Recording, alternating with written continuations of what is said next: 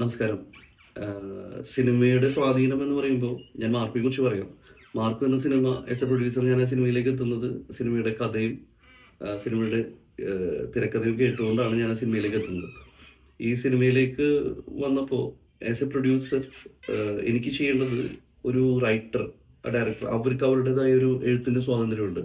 ആ സ്വാതന്ത്ര്യത്തിനെ മാനിച്ചുകൊണ്ട് അവരുണ്ടാക്കിയൊരു ക്രിയേറ്റീവ് പ്രൊഡക്റ്റിനെ മാർക്കറ്റിലേക്ക് എത്തിക്കുക എന്നുള്ളതാണ് ഒരു ആസ് എ പ്രൊഡ്യൂസർ എൻ്റെ ഉത്തരവാദിത്തം.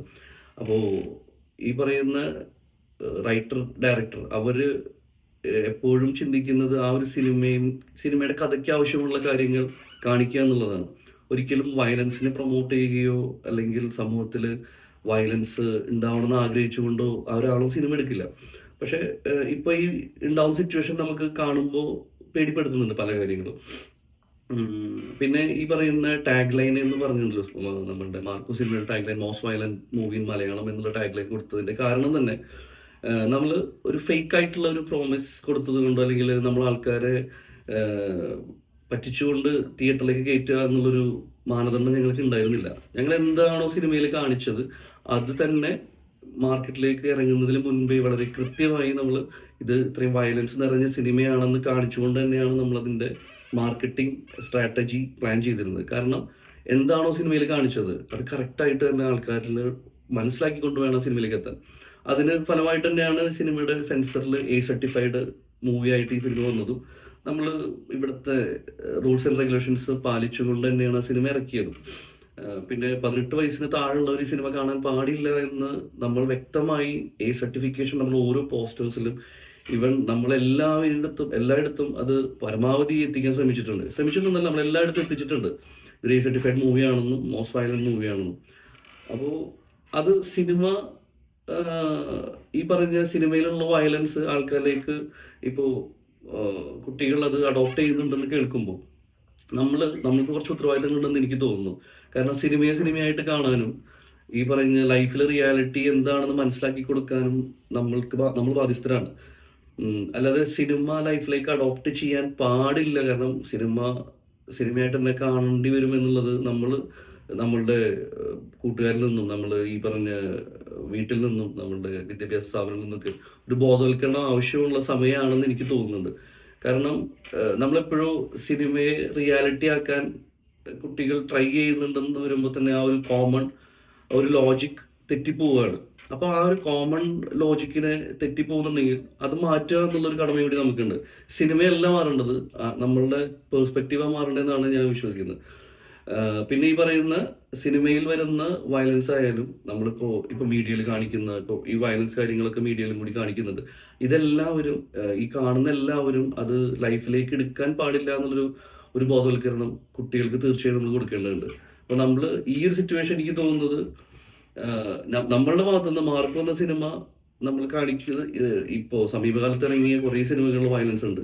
പിന്നെ നമ്മൾ മലയാളത്തിൽ നിന്നല്ല പുറമേയുള്ള ഭാഷയിൽ നിന്ന് വരുന്ന സിനിമകളിലും വയലൻസ് നല്ലോണമുണ്ട്. അപ്പൊ അങ്ങനെ സിനിമകളൊക്കെ ഇറങ്ങിയ സിറ്റുവേഷനൊക്കെ നല്ല രീതിയിൽ പോയത് കൊണ്ടാണ് നമ്മളും മാർക്കോ പോലത്തെ ഒരു റിസ്ക് എടുത്തതും ഈ പറഞ്ഞ വയലൻസ് സിനിമയിൽ ഉൾക്കൊള്ളിച്ചതും. അപ്പോൾ നമ്മൾ ആദ്യമായിട്ടല്ല, മാർക്കോ എന്നുള്ള സിനിമ അല്ല ആദ്യമായിട്ട് വയലൻസ് കാണിക്കുന്ന സിനിമ. വയലൻസ് നമ്മുടെ സിനിമയിൽ കുറച്ച് കൂടുതൽ വന്നിട്ടുണ്ടായിരിക്കാം മാർക്കോയിൽ. അപ്പോൾ നമ്മളൊരിക്കലും ഈ സമൂഹത്തിലേക്ക് ഒരിക്കലും മോശം വരുന്ന സിറ്റുവേഷൻ നമ്മൾ മനഃപൂർവ്വം ചെയ്യാൻ ട്രൈ ചെയ്യില്ല. പക്ഷെ ഈ പറയുന്ന പോലെ സിനിമ ഒരു സ്വാധീനം ആവുന്നുണ്ടെങ്കിൽ നമ്മളത് നമ്മുടേതായ രീതിയിൽ, ഞാൻ എൻ്റെതായ രീതിയിൽ ഞാൻ അതിനുള്ള മാറ്റങ്ങൾ കൊണ്ടുവരാൻ ഞാൻ ശ്രമിക്കും. ഇപ്പോൾ ഒരു as A responsible citizen violence സ്വാധീനിക്കുന്നുണ്ട് എന്ന് വരികയാണെങ്കിൽ എൻ്റെ സിനിമകളിൽ ഞാൻ വയലൻസിന് പ്രൊമോട്ട് ചെയ്യില്ല ഇനി. ആക്ച്വലി അപ്പോൾ ഉറപ്പായിട്ട് ഞാൻ ആ ഒരു രീതിയിലേക്ക് മുന്നോട്ട് പോകില്ല. കാരണം എനിക്കും ഫാമിലി ഉണ്ട്. ഈ പറയുന്ന സമൂഹത്തിൽ എനിക്കും കുറച്ച് ഉത്തരവാദിത്തങ്ങളുണ്ട്. അപ്പോൾ തീർച്ചയായിട്ടും ഇനിയുള്ള സിനിമകളിൽ ഞാനത് ശ്രദ്ധിക്കുന്നതായിരിക്കും.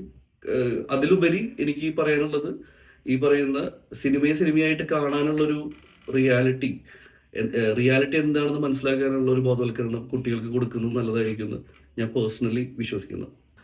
വയലൻസ് ഇങ്ങനെ കാണിക്കണോ എന്ന് ചോദിക്കുമ്പോൾ നമ്മൾ സിനിമ കാണാനായിട്ട് ഒരു ഓഡിയൻസ് തിയേറ്ററിലേക്ക് പോകുമ്പോൾ അവരുടെ മനസ്സിലുണ്ടാവുന്നത് ഒരു സിനിമാറ്റിക് എക്സ്പീരിയൻസ് എൻജോയ് ചെയ്യുക എന്നുള്ളതാണ്. വയലൻസ് എൻജോയ് ചെയ്യുക എന്നുള്ളതല്ല, സിനിമാറ്റിക് എക്സ്പീരിയൻസ് എൻജോയ്. അപ്പോൾ ഈ സിനിമാറ്റിക് എക്സ്പീരിയൻസ് എൻജോയ് ചെയ്യാനായിട്ട് എപ്പോഴും അതിൻ്റെ ഒരു ഇൻറ്റൻസ് കാണിക്കുമ്പോഴാണ് ആ ഒരു എക്സ്പീരിയൻസ് പൂർണ്ണതയിൽ എത്തുമെന്നാണ് തോന്നുന്നത്. അപ്പോൾ ആ ഒരു വിശ്വാസത്തിലായിരിക്കും ഓരോ ക്രിയേറ്റീവ് ഡയറക്ടേഴ്സ് ആയാലും ക്രിയേറ്റീവ് മൈൻഡുള്ള എല്ലാവരും ചിന്തിക്കുന്നത് അതിൻ്റെ ഒരു മാക്സിമം കൊടുക്കുക എന്നുള്ളതാണ്. അപ്പോൾ ആ ഒരു വിശ്വാസത്തിലായിരിക്കും കൊടുത്തിട്ടുണ്ടാവുക. തെറ്റായ ഒരു മെസ്സേജ് കാണിക്കാനല്ല ഒരിക്കലും അങ്ങനെ ചെയ്യുന്നത്.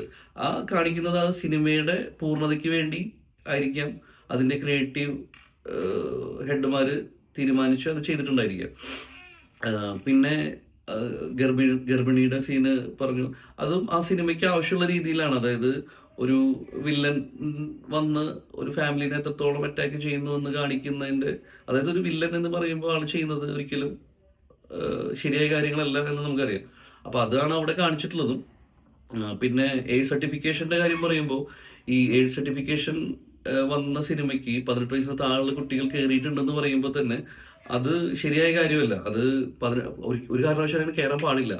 എനിക്ക് തോന്നുന്നു ഒരു തിയേറ്റർ ഓണേഴ്സും തിയേറ്റർ സ്റ്റാഫുകളും അത് മനഃപൂർവ്വം സമ്മതിച്ചിട്ടുണ്ടാവാൻ ചാൻസ് ഇല്ല. അല്ലാത്ത രീതിയിൽ കയറിയിട്ടുണ്ടോ എന്ന് എനിക്കറിയില്ല. ചിലപ്പോൾ ഉണ്ടായിരിക്കാം, ഇല്ലാതിരിക്കാം. അപ്പോൾ അങ്ങനെ ഒരിക്കലും അങ്ങനെ ചെയ്യാൻ പാടില്ല. നമ്മൾ അതിന് വേണ്ടിയിട്ടാണല്ലോ 18+ എന്നുള്ള സർട്ടിഫിക്കേഷൻ മേടിച്ച് വളരെ പ്രോപ്പറായിട്ട് മാർക്കറ്റിലേക്ക് ഈ പറയുന്ന രീതിയിൽ നമ്മൾ മാർക്കറ്റിലേക്ക് നല്ല രീതിയിൽ പ്രൊമോട്ട് ചെയ്ത് 18+ ആണെന്നുള്ള രീതിയിൽ ഒരു ബോധവൽക്കരണം കൊടുത്തുകൊണ്ട് തന്നെയാണ് ഈ സിനിമ ഇറക്കിയത്. പിന്നെ തിയേറ്ററിലേക്ക് കയറിയിട്ടുള്ളതിന് ഉത്തരവാദിത്വം 18 വയസ്സ് താഴെയുള്ള ഉത്തരവാദിത്വം ആസ് എ പ്രൊഡ്യൂസർ എനിക്കതിൽ ആൻസർ ഇല്ല. കാരണം അതെൻ്റെ കയ്യിൽ നിൽക്കുന്ന കാര്യമല്ല. കാരണം ഞാൻ സിനിമ ഓരോ തിയേറ്റേഴ്സിന് കൊടുക്കുക, തിയേറ്ററിൽ ആ പണം കളിപ്പിക്കുക, പ്രോപ്പറായിട്ട് 18+ ആണെന്ന് പറയുക, ഇതാണ് നമ്മൾക്ക് പറ്റുന്ന കാര്യങ്ങൾ. അപ്പോൾ എനിക്ക് തോന്നുന്നത് തിയേറ്ററിൽ അങ്ങനെ ആൾ കയറിയിട്ടുണ്ടെങ്കിൽ അത് ചെയ്യാൻ ഈ കുട്ടികൾ അത് ചെയ്യാൻ പാടില്ല. 18 വയസ്സിന് താഴെയുള്ള കുട്ടികൾ കാണാൻ പാടില്ല എന്നൊരു സിനിമ വന്നിട്ടുണ്ടെങ്കിൽ അത് അവർ കാണാൻ പാടില്ല എന്ന് തന്നെയാണ്. ഞാൻ നേരത്തെ പറഞ്ഞ പോലെ ആസ് എ റെസ്പോൺസിബിൾ സിറ്റിസൺ എനിക്ക് എൻ്റെതായ ഉത്തരവാദിത്തങ്ങളുണ്ട്. അപ്പോൾ ഞങ്ങൾ മാർക്ക് വന്ന സിനിമ ചെയ്തപ്പോൾ നമ്മളിതൊന്നും പ്രതീക്ഷിച്ചിട്ടല്ല നമ്മൾ സിനിമ ചെയ്തത്. നമ്മളൊരു സിനിമയായിട്ട് കാണുമെന്നുള്ള പ്രതീക്ഷയിൽ തന്നെയാണ് ആ സിനിമ ചെയ്തത്. പക്ഷെ ഇപ്പോൾ നടക്കുന്ന പ്രശ്നങ്ങളുണ്ട്. അങ്ങനെ സമൂഹത്തിൽ ഒരു പ്രശ്നങ്ങൾ ഉണ്ടാവും എന്നുണ്ടെങ്കിൽ ഞാൻ തീർച്ചയായിട്ടും എൻ്റെ സിനിമകളിൽ ഞാൻ വയലൻസിനെ ഇനി കാണിക്കാനായിട്ട് ട്രൈ ചെയ്യില്ല. പിന്നെ ഇനിയിപ്പോൾ കാട്ടാളൻ എന്നുള്ള സിനിമയിലും നമ്മൾ 3 മാസം മുൻപേ ഈ സിനിമ ഡിസൈൻ ചെയ്തൊരു സിനിമയാണ്. അതിൽ ഈ പറഞ്ഞ പോലെ മാർക്കോ പോലത്തെ വയലൻസ് ഒന്നും ആ സിനിമയിൽ ഇല്ലെങ്കിൽ കൂടിയിട്ട് അത്യാവശ്യം കുറച്ച് വയലൻസ് ഉള്ള സിനിമയായിരുന്നു. പക്ഷെ ഞാൻ ഈ വരുന്ന വാർത്തകളും ഇതൊക്കെ വന്നപ്പോൾ തന്നെ ഞാൻ എൻ്റെ ഡയറക്ടർക്കും സ്ക്രിപ്റ്റ് റൈറ്റർക്കും ഞാൻ അവിടെ ഇൻസ്ട്രക്ഷൻ കൊടുത്തു കഴിഞ്ഞു.